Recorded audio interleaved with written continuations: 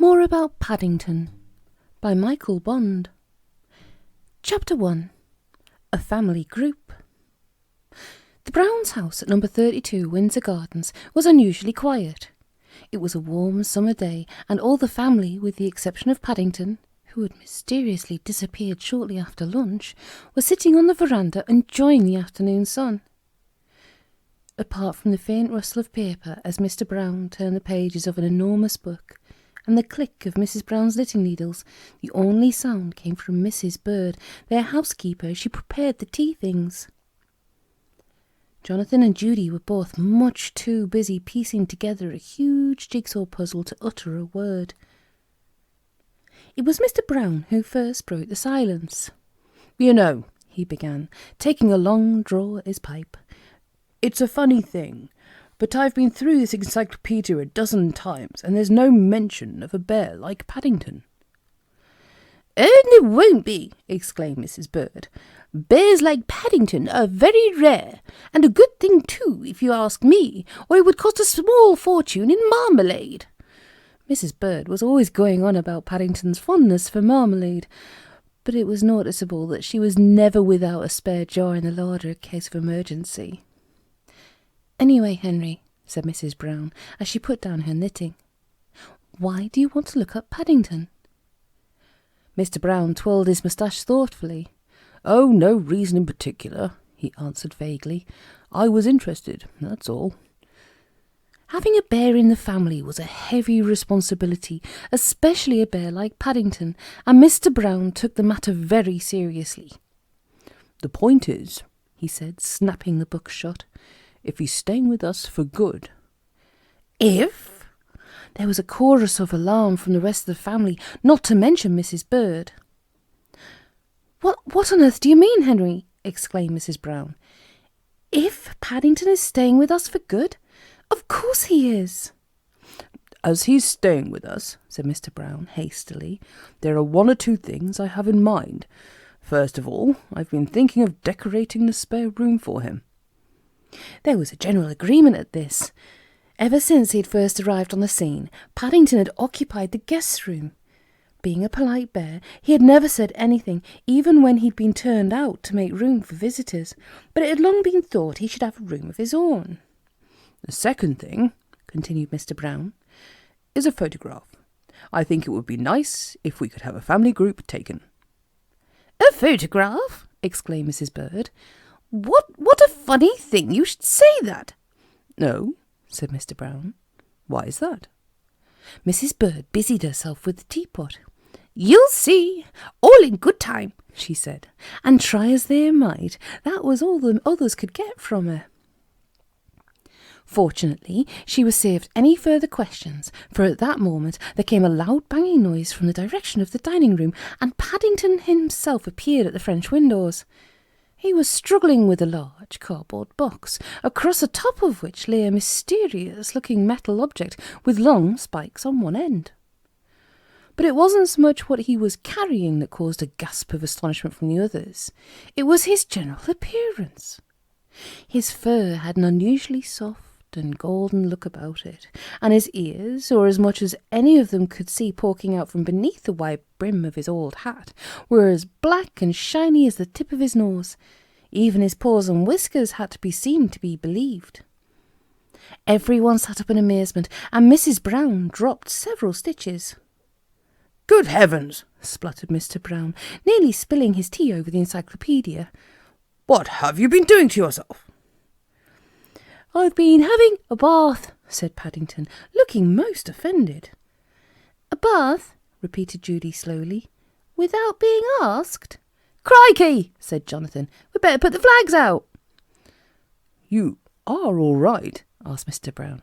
"I mean, you're not feeling ill or anything?" Paddington became even more injured at the excitement he had caused. It wasn't as if he never had a wash.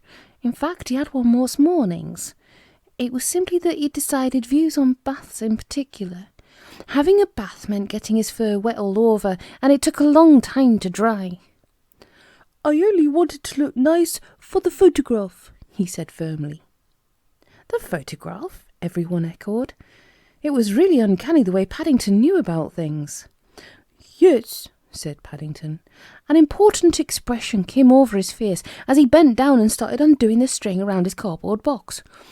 I've bought myself a camera. There was a moment's silence while the Browns watched the back view of Paddington bending over his box. A camera? Said Mrs. Brown at last. But aren't they very expensive? This one wasn't, said Paddington, breathing hard. He stood up, clutching the biggest camera the Browns had ever seen. I bought it at sale in the market. It was only £3. £3? Exclaimed Mr. Brown, looking most impressed. He turned to the others. I must say, I've never known a bear with such an eye for a bargain as Paddington. Gosh, said Jonathan, it's got a hood to put over your head and everything. What's that long thing? Asked Judy. That is a tripod, said Paddington proudly. He sat down on the floor and began unfolding the legs. It's to stand the camera on so that it doesn't shake. Mr. Brown picked up the camera and examined it. As he turned it over, some rusty screws and several old nails fell out. Isn't it rather old? He asked without thinking. It looks as if someone's been using it as a workbox instead of a camera. Paddington lifted the brim of his hat and gave Mr. Brown a hard stare. It's a very rare sort, he replied. The man in the bargain shop said so. Well, I think it's super, exclaimed Jonathan excitedly. Banksy, take my picture first, Paddington. I've only got one plate, said Paddington decidedly. Extra ones cost a lot, and I haven't got any pocket money left, so I'm afraid you'll all have to be in a group. It certainly looks more complicated and rather large for a bear, remarked Mrs. Brown, as Paddington screwed the camera onto the tripod and then adjusted the legs so they were the right height. Are you sure you'll be able to work it? I think so, said Paddington. His voice became muffled as he disappeared underneath the black hood at the back. Mr. Gruber lent me a book all about photography, and I've been practising under the bedclothes. Mr. Gruber, who kept an antique shop in the Portobello Market, was a close friend of Paddington and helped him with all of his problems. Well, in that case, Mr. Brown took charge of the situation. I suggest we all go onto the lawn and let Paddington take our picture while the sun's shining. And he led the way outside while Paddington bustled around erecting his camera and tripod.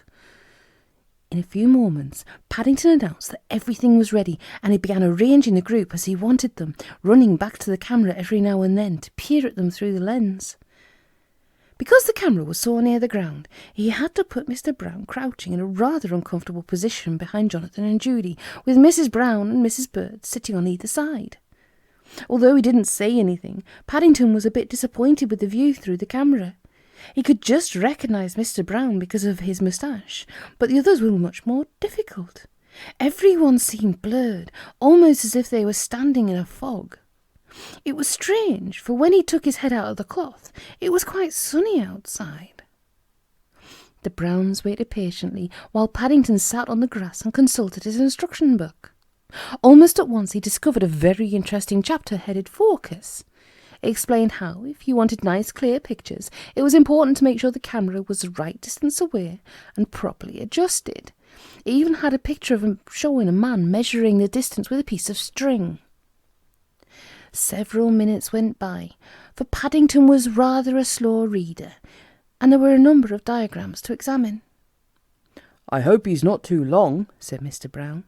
I think I've got cramp coming on.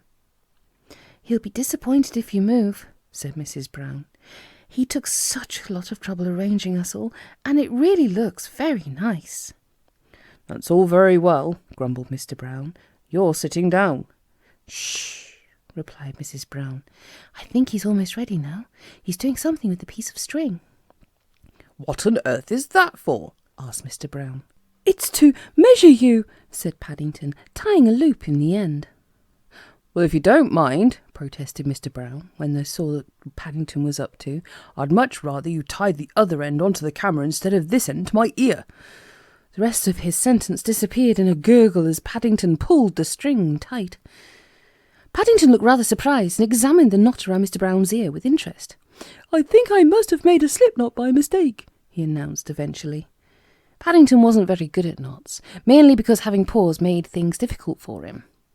"Really, Henry," said Mrs. Brown, "don't make such a fuss. Anyone will think you'd been hurt." Mr. Brown rubbed his ear, which had gone a funny mauve colour. "It's my ear," he said, "and it jolly well does hurt." "Now where's he going?" exclaimed Mrs. Bird, as Paddington hurried off towards the house. "I expect he's gone to measure the string," said Jonathan. Said Mr. Brown. "Well, I'm going to stand up." "Henry," said Mrs. Brown, "if you do, I shall be very cross."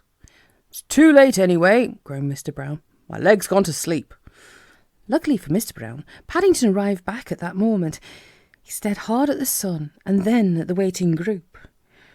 "I'm afraid you'll have to come over here," he said, after consulting his instruction book. "The sun's moved." "Not surprised," said Mr. Brown, as he sat on the lawn rubbing his leg. "At the rate we're going, it will have set before we're finished." "I never realised having a picture taken could be quite so complicated," said Mrs. Bird. "What I'm not sure about," whispered Judy, "is why Paddington bothered having a bath if he's taking the photograph." "That's a point," said Mr. Brown. "How are you going to be in the picture, Paddington?" Paddington gave Mr. Brown a strange look. That was something he hadn't thought of either, but he decided to meet that difficulty when it came. He had a lot of other important things to do first. "I'm going to press the shutter," he said, after a moment's thought, "and then run around to the other side." "But even bears can't run that fast," persisted Mr. Brown. "I'm sure Paddington knows best, Henry," whispered Mrs. Brown. "And even if he doesn't, for goodness sake, don't say anything. If he finds out he's had a bath for nothing, we shall never hear the last of it." "It seems a very long hood," said Mrs. Bird, looking towards the camera. "I can't see Paddington at all." "That's because he's small," explained Jonathan. "He's had to lower the tripod." The Browns sat very still with a fixed smile on their faces as Paddington came out from beneath his hood. He made some complicated adjustments to the front of the camera, and then, after announcing he was about to fit the photographic plate, he disappeared again. Suddenly, to everyone's surprise, the camera and tripod began to rock backwards and forwards in a most dangerous manner. "Good gracious!" exclaimed Mrs. Bird. "Whatever's happening now?" "Look out!" shouted Mr. Brown. "It's coming towards us!" They all stood up and moved away, staring with wide-open eyes at the camera as it followed them, but when it got to within several feet, it suddenly stopped, then turned left and headed towards a rosebush. "I hope he's all right," said Mrs. Brown anxiously. "I wonder if we ought to do anything," said Mrs. Bird, as there was a muffled cry from Paddington. But before anyone could reply, the camera rebounded from the rosebush and shot back across the lawn. It went twice round the pond in the middle, and then jumped up in the air several times before toppling over, to land with a dull thud in the middle of Mr. Brown's best flower bed. "Good heavens!" shouted Mr. Brown, as he rushed forward. "My petunias!" "Never mind your petunias, Henry," exclaimed Mrs. Brown. "What about Paddington?" "Well, no wonder," said Mr. Brown, as he bent down and lifted the hood. "He's got his head stuck inside the camera." "I should be careful, Dad," said Jonathan, as Mr. Brown began pulling at Paddington's legs. "His whiskers might be caught in the shutter." Mr. Brown stopped pulling and crawled around to peer through the lens. "Can't see anything," he said after a moment's pause. "It's all dark inside." He tapped the case, and there came another faint cry from within. "Butter!" said Mrs. Bird, hurrying towards the kitchen. "There's nothing like butter when anyone's stuck." Mrs. Bird was a great believer in butter. She had used it several times in the past when Paddington had got himself stuck. All the same, even with Jonathan holding one end and Mr. Brown pulling on the other, it was some while before Paddington's head finally came away from the camera. He sat on the grass, rubbing his ears and looking very crestfallen. Things hadn't at all gone according to plan. "I vote," said Mr. Brown, when order had finally been restored, "that we set up everything as exactly as it was before and tie a string to the shutter. Then Paddington can sit in the group with us and work it from a distance. It'll be much safer that way." Everyone agreed that this was a good idea, and while Mr. Brown arranged the group once again, Paddington busied himself setting up his camera and fitting the photographic plate inside it, making sure to stand well back this time. There was a slight setback when he pulled the string too hard and the tripod fell over, but finally the big moment arrived. There was a click from the camera and everyone relaxed. The man in the photographic shop looked more surprised when Mrs. Bird, all the Browns and Paddington trooped in through the door a little later. "It's certainly a very rare sort," he said, examining Paddington's camera with interest. "Very rare. I've read about them, of course, but I've never actually seen one before. It must have been kept in a pantry or something. Seems to have a lot of butter inside it." "I had a bit of an accident when I tried to put the plate in," said Paddington. "We're all very anxious to see the result of the photograph," added Mrs. Brown hastily. "We're wondering if you could do it for us while we wait." The man said he'd be only too pleased to oblige. From all he had seen and heard, he was quite eager to see the picture, and he hurried off to his darkroom, leaving the Browns alone in the shop. He couldn't remember ever having a young bear photographer in the shop before. When he returned, there was a puzzled expression on his face. "You did say you took this picture today?" he asked, looking through the window at the bright sunshine. "That's right," said Paddington, eyeing him suspiciously. "Well, sir," the man held the plate up to the light for Paddington to see. "It's nice and sharp, and I can certainly see you all, but it looks as if it was foggy at the time, and these patches of light, like moonbeams, they're very odd." Paddington took the plate from the man and examined it carefully. "I expect that's where I had my torch on under the bedclothes," he said at last. "Well, I think it's a very nice picture for a first attempt," said Mrs. Bird. "And I'd like 6 postcard prints, please. I'm sure Paddington's Aunt Lucy in Peru would love one. She lives in the Home for Retired Bears in Lima," she added, for the benefit of the shopkeeper. "Does she?" said the man, looking most impressed. "Well, it's the first time I've ever had any pictures sent overseas, especially to a home for retired bears in Peru." He thought for a moment. "I tell you what," he said.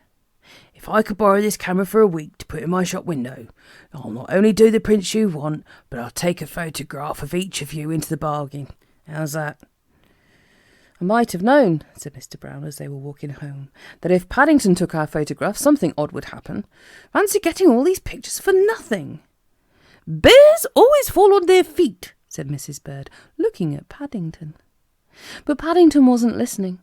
He was still thinking about his camera. Early the next morning, he hurried down to the shop and was pleased to see it already occupied a position of honour in the middle of the window. Underneath it was a notice which said, "A very rare type of early camera, now owned by Mr. Paddington Brown, a young local bear gentleman." But Paddington was even more pleased by another notice next to it, which said, "An example of his work," and underneath that was his picture. It was a little blurred, and there were several paw marks near the edge, but 1 or 2 people in the neighbourhood came up and congratulated him, and several of them said they could quite clearly recognise everybody in it. All in all, Paddington thought it had been very good £3 worth.